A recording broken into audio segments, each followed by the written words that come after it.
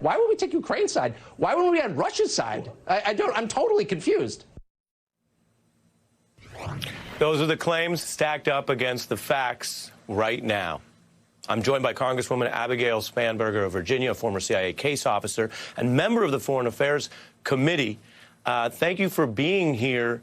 Do those conservative efforts to minimize Vladimir Putin look right or wrong against the facts of this war?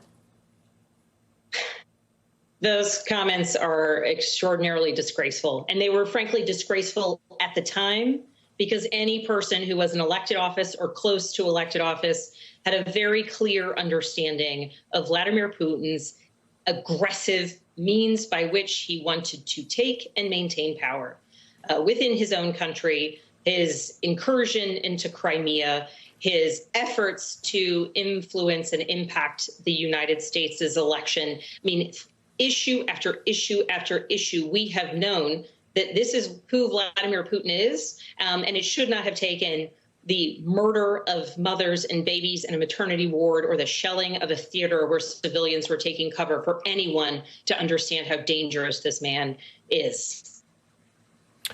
Given your strong mastery of the foreign policy issues as well as serving in the Congress, do you see a shift here, and what do you account it for?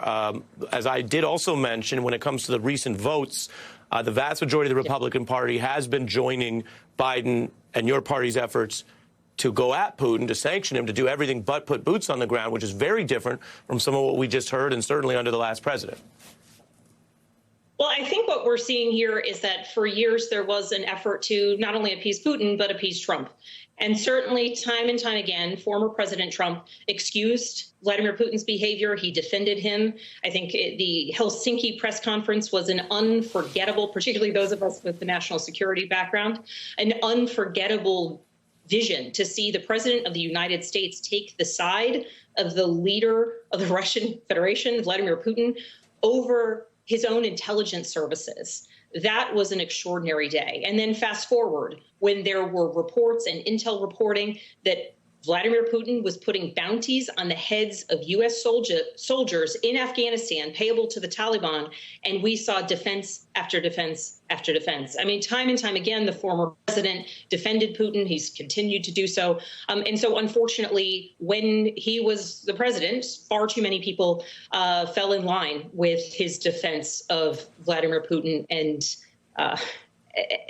it's inexcusable. I am grateful that now people are finally starting to speak up, to recognize that this man is a danger, that he is a war criminal, that he has killed civilians. But frankly, he's done exactly what he said he would do.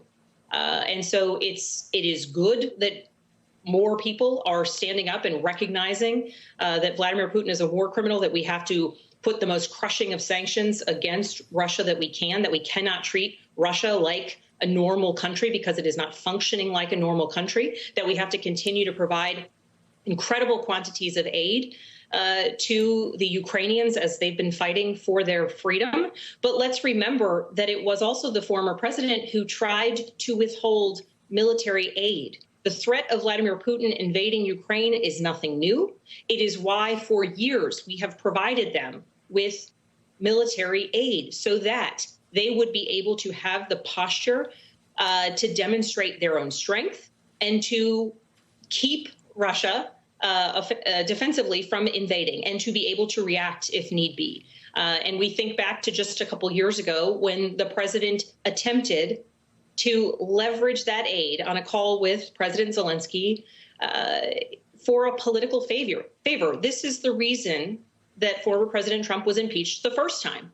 Right. And I think at the time there was such of a discussion of, well, what does this military aid mean? Now we know, right? Now it's clear to every person why this military aid was and continues to be so important.